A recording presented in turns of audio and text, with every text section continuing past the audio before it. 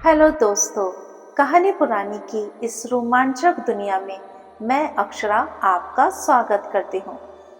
आज मैं आपको सुनाने जा रही हूँ एक बेहद ही डरावनी कहानी, रसल मोड़। और हाँ दोस्तों, कहानी को बीच में मत छोड़िएगा। आपसे एक रिक्वेस्ट है, अगर आपको मेरी कहानी पसंद आए तो प्लीज़ मेरे चैनल को सब्सक्राइब करें।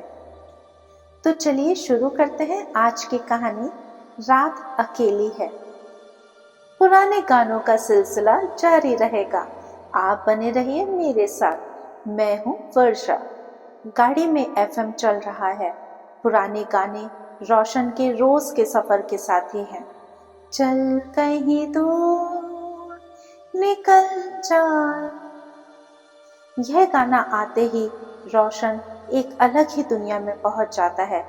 यह कभी उसका मनपसंद गाना हुआ करता था, आज भी है। एक चीज के साथ दूसरी चीज इस तरह जुड़ जाती है कि अगर एक चीज सामने आए तो दूसरी खुद ब खुद अपने आप को प्रदर्शित करने लगती है। उसे छाया के साथ बैठकर यह गाना सुनना कितना पसंद था। वह इस गाने को कितनी शिद्दत के साथ गाता था। और वह हंसती, कहाँ दूर निकलना चाहते हो? तुम्हारे साथ कहीं भी।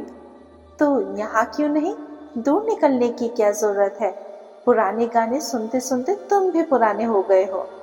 मैं पहले से पुराना ही था, तभी तो अपने रिश्ते में कोई नयापन नहीं रख सका। छाया छोड़कर चली गई। सुना है कि उसके बेटी हुई है। एक ही इंसान हमारे लिए हर वक्त इतना जरूरी नहीं रहता। वक्त के साथ साथ इंसान की जरूरत भी बदल जाती है। गाड़ी के शीशे पर साईं बाबा की हैंगिंग लगी है, जो स्पीड ब्रेकर के साथ और तेजी से हिलने लगती है। सामने हनुमान जी की छोटी सी मूर्ति है। बराबर वाली सीट पर पानी की एक बोतल और पीछे लंच बॉक्स खाली पड़ा है। ऑफिस जाते हुए हाथ में लटका डब्बा आते जाते हर इंसान को यह एहसास दिला देता है कि उसका ध्यान रखने वाला भी कोई है। रोशन की शादी को भी कुछ ही महीने हुए हैं। कविता एक अच्छी लड़की है, या यूं कहे कि एक अच्छी पत्नी, वरना नाइट शिफ्ट में खाने की क्या जरूरत है। लेकिन वह कुछ ना कुछ हमेशा पैक कर देती है। ऑफिस से घर का रास्ता ज्यादा दूर नहीं है।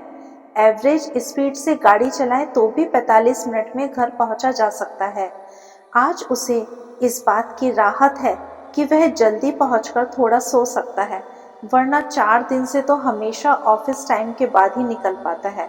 वैसे इस समय सड़क पर कभी भीड़ नहीं होती, सड़कें खाली होती हैं, जैसे बाहें पसारे सिर्फ रोशन का इंतजार कर रही हों। लेकिन दिन का मंजर अलग होता है, जैसे कहती हूँ कि तुम घर से क्यों निकलते हो, इतना ट्रैफिक। लेकिन आज सड़क कुछ ज्यादा खाली लगती है। सड़क के आसपास के पेड़ कुछ ज्यादा गहरे लगते हैं। सड़क पर लगे बिजली के खंभे भी आज कुछ ज्यादा दूर दिखाई देते हैं। तभी रोशन की नजर एक साइन बोर्ड पर पड़ी।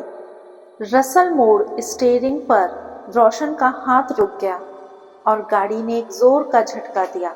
तभी रोशन ने गाड़ी को सामने वाले पेड़ से टकराते टकराते बचाया। जितना रोशन डरा हुआ है, वैसा कुछ उसके साथ हुआ नहीं है।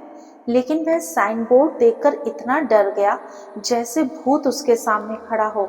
आधे से ज्यादा सड़क वह पार कर चुका है। रोशन ने अपनी गाड़ी को वापस घुमाया, लेकिन गाड़ी से अजीब सी आवाज निकल रही है। शायद बैटरी डाउन है। वह स्टार्ट करता है, पर गाड़ी घर घर कर दोबारा बंद हो जाती है। रोशन की सांस फूल रही है। जितना सामान्य वह कुछ समय पहले लग रहा था, उतना ही वह बेचैन अब है। उसे बचपन की वह घटना याद आई, जब वह 5वीं कक्षा में था। घर से 2 गली छोड़कर वह पुरानी हवेली थी, जो हमेशा बंद रहती, और उसके सामने से निकलते हुए रोशन को हमेशा डर लगता। उसे लगता कि उसे अंदर जाकर देख लेना चाहिए कि भूत कैसे होते हैं। कहते हैं कि वहां रहने वाले सारे परिवार ने एक साथ आत्महत्या कर ली थी। उसके बाद वे उसी घर में घूमते थे। क्या ऐसा हो सकता है? जो भी हो, रोशन जाकर उनको देखना चाहता था, मिलना चाहता था। मरने के बाद लोग कैसे हो जाते हैं कि सबको उनसे डर लगता है। और उससे भी ज़्यादा ज़रूरी उसके लिए जो सवाल था वह यह कि मरने के बाद लोग जाते कहाँ हैं, क्योंकि सब तो भूत नहीं बनते ना। दादी कहती थी जिनकी इच्छा पूरी नहीं होती वही भूत बनते हैं। बचपन में वह इस बात को सच समझता था।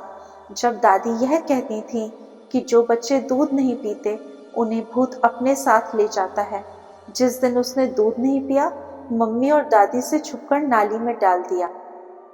उस रात वह कभी सो नहीं पाया, क्योंकि वह मम्मी और दादी से तो छुपा सकता था, लेकिन भूत, उसे तो सब कुछ पता होता है।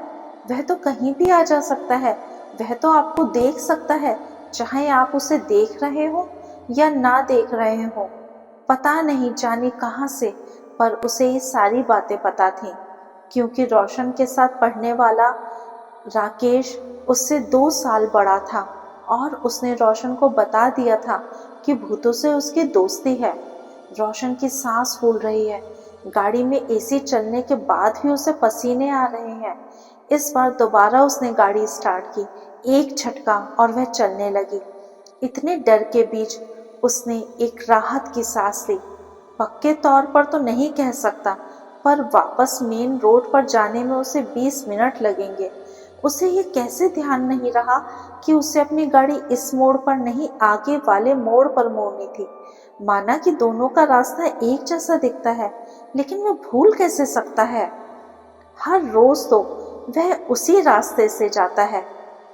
रोशन ने अपने मन ही मन में एक प्रतिज्ञा ली कि गाड़ी चलाते हुए वह कुछ नहीं सोचेगा, कोई भी इधर उधर की बात नहीं, सिर्फ रास्ते पर ध्यान देगा। वह इतनी बड़ी गलती कैसे कर सकता है? क्या वह जानता नहीं है इस सुनसान सड़क और रसल मोड़ का सच? आज तक कभी कोई यहाँ से बचकर गया है? हर रोज कोई ना कोई इस सड़क पर मर जाता है। पूरे शहर में इसके किस्से मशहूर हैं कि इस मोड़ पर जो आत्मा रहती है वह हर गाड़ी को यहाँ जाने से पहले रोकती है, और ना रुकने पर या रोक लेने पर वह कभी किसी को यहाँ से बाहर नहीं जाने देती। सुना है किसी ऐसे एक्सीडेंट में उसकी भी मौत हो गई थी। तब से वह बस यहीं भटक रही है। गाड़ी वापस लौट रही है। जो अंधेरा कुछ समय पहले उसे रोड पर दिखाई दिया था वह और भी गहराता हुआ दिखता है।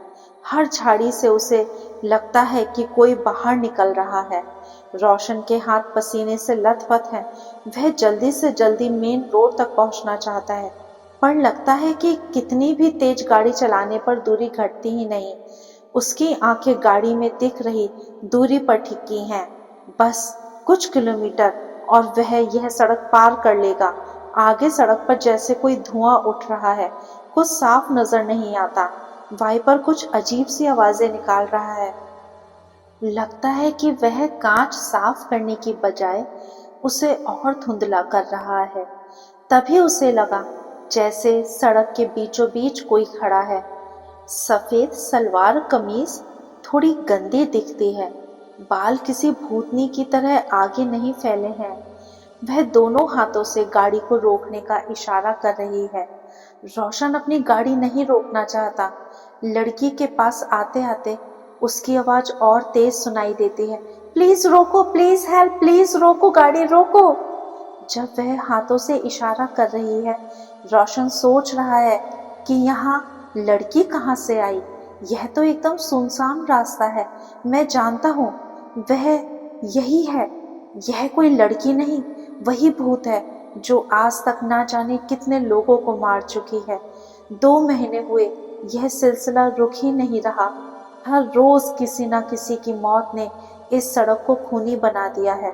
अब तो पुलिस वाले भी यहाँ आने से डरने लगे हैं। सामने से हटकर लड़की अचानक गाड़ी के दरवाजे पर आकर खड़ी हो गई। वह दौड़ती हुई गाड़ी की खिड़कियां बजा रही है, प्लीज खोलो, प्लीज खोलो।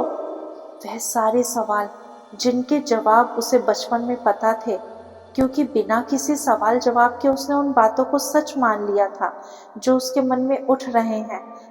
पर आज रोशन का मन तर्क वितर्क कर रहा है। चलती हुई गाड़ी अचानक बंद हो गई। बार बार रोशन गाड़ी को चलाने की कोशिश करता है, पर गाड़ी चल ही नहीं रही। प्लीज मुझे बाहर छोड़ देंगे, मेरी गाड़ी खराब हो गई है और यहाँ कोई भी नहीं दिख रहा। बहुत देर से इंतजार कर रही हूँ, प्लीज प्लीज। पसीने से लथपथ डरते हुए रोशन ने अपनी गाड़ी का शीशा नीचे किया। रोशन को महसूस हुआ कि वह बिल्कुल किसी आम लड़की की तरह दिखती है। हाँ, उसके गालों पर थोड़ी ग्रीस लगी है और थोड़ी ग्रीस उसके कपड़ों पर। प्लीज, मैं किसी मैकेनिक को बुला लूंगी, बाहर तक लिफ्ट दे दीजिए। ठीक ठाक नैन नक्श, इतनी गोरी नहीं दिखती और काली भी नहीं है। उसके लंबे बाल खुले हैं जो काले किसी सांप जैसे दिखते हैं। आंखें बड़ी और गहरी हैं, होंठ पतले किसी लिपस्टिक का इतिहास दोहरा रहे हैं, लेकिन वह कहीं नजर नहीं आ रही। उसके माथे पर बीचों बीच बिंदी लगी थी जो सरक कर उसकी दाईं आंख के ऊपर आ चुकी है। दोनों हाथ ग्रीस से गंदे हो गए हैं। रोशन की धड़कनें धीरे धीरे सामान्य हो रही हैं। वह उसके चेहरे को गौर से देखते हुए यह पता लगा लेना चाहता है कि उसके अंदर भूतनी होने का कहीं कोई निशान तो नहीं दिखता। प्लीज, आप हेल्प कर देंगे क्या? इस शब्द ने रोशन को एहसास कराया कि वह काफी देर से बाहर खड़ी है। रोशन ने कहा, पता नहीं मेरी गाड़ी में क्या हुआ है, चल ही नहीं रही, शायद बैटरी डाउन हो गई है। कहते हुए रोशन ने दरवाजा खोल दिया। बैटरी डाउन होने पर भी एक दो बार में गाड़ी चल जाती है, एक बार दोबारा कोशिश कीजिए। कहते हुए वह बिना देर किए पीछे वाली सीट पर बैठ गई। रोशन ने शीशे को थोड़ा टेढ़ा किया और दिखाया जैसे कि वह शीशे को साफ कर रहा है, लेकिन उसने शीशा नीचे लड़की के पैरों की तरफ मोड़ दिया। उसने सुना था कि भूतों के पैर पीछे की ओर होते हैं, पर उसके पैर सामान्य दिखते हैं। पानी, आपके पास पानी है? उसने दोनों सीटों पर हाथ रख बीच से अपना मुंह निकालकर रोशन के कान के पास आकर पूछा। एक कपकपी उसके पूरे शरीर में दौड़ गई। वह अंदर से लेकर बाहर तक बुरी तरह से डर गया। हाँ हाँ हाँ। रोशन ने सामने रखी बोतल ली और लड़की के हाथों में थमा दी। उसे लगा बेवजह ही वह डर रहा था। जब कोई डरता है तो एक से भले दो होते हैं। अच्छा ही हुआ कि वह मिल गई। कम से कम 20 मिनट का सफर साथ में डरते हुए तो ना कटेगा। आप यहाँ कैसे? आपकी गाड़ी कहीं दिखाई नहीं दे रही। वह तो खड़ी थी, आपने देखा नहीं? वह मुस्कुराई। हाँ, शायद मेरा ध्यान नहीं गया। आप डरे हुए लगते हैं। नहीं नहीं, वह तो इस सड़क के बारे में बहुत कुछ सुन रखा है ना, इसलिए थोड़ा। मैं इस सड़क से नहीं आता, आज ही आया हूँ। हर काम कभी ना कभी तो पहली बार किया ही जाता है ना रोशन। रोशन डर गया। लेकिन आपको मेरा नाम कैसे पता? आपके आई कार्ड पर लिखा है। वह हल्की सी मुस्कुराई। रोशन ने अब तक की सबसे गहरी सांस ली। हाँ जी जी, मैं भूल गया था। रोशन सोच रहा है कि वह बेकार ही डर रहा था। लड़की तो बहुत अच्छी और जरूरतमंद लगती है। अच्छा हुआ जो उसने उसे बैठा लिया, वरना वह कहाँ जाती। क्या यही है सड़क का सच? लोग बेकार में डरते हैं और सड़क को बदनाम कर दिया, जबकि यही एक मेन सड़क है जो दो शहरों को जोड़ती है। अब वह कभी इस सड़क पर आते हुए नहीं डरेगा। उसने पीछे मुड़कर देखा और वह लड़की उसको देखकर मुस्कुराई। उसने आगे देखा तो सामने सड़क के बीचों बीच एक ट्रक तेजी से आ रहा है। रोशन ब्रेक लगाने की कोशिश कर रहा है, लेकिन गाड़ी दौड़ती जा रही है। रोशन की सांसें और धड़कनें दोनों बढ़ रही हैं। ऐसा लगता है जैसे ट्रक के पंख लगे हैं। ट्रक तेजी से बढ़ रहा है उसके और पास। वह गाड़ी रोकना चाहता है, लेकिन अगले ही मिनट भड़ाम और गाड़ी पलट गई। रोशन की आंखें बंद होती नजर आती हैं। वह पीछे देखता है, लेकिन उसे लड़की और ट्रक दोनों में से कोई नजर नहीं आता। उसे याद आता है कि आज आई कार्ड तो ऑफिस में ही छूट गया था। उसे बहुत तेज दर्द हो रहा है। उसके दोनों पैर टूट गए हैं।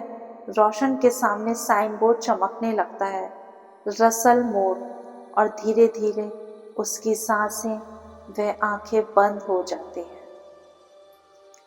तो दोस्तों, कैसी लगी आपको मेरी ये हॉरर कहानी? प्लीज़ अपने विचार ज़रूर शेयर करें। धन्यवाद।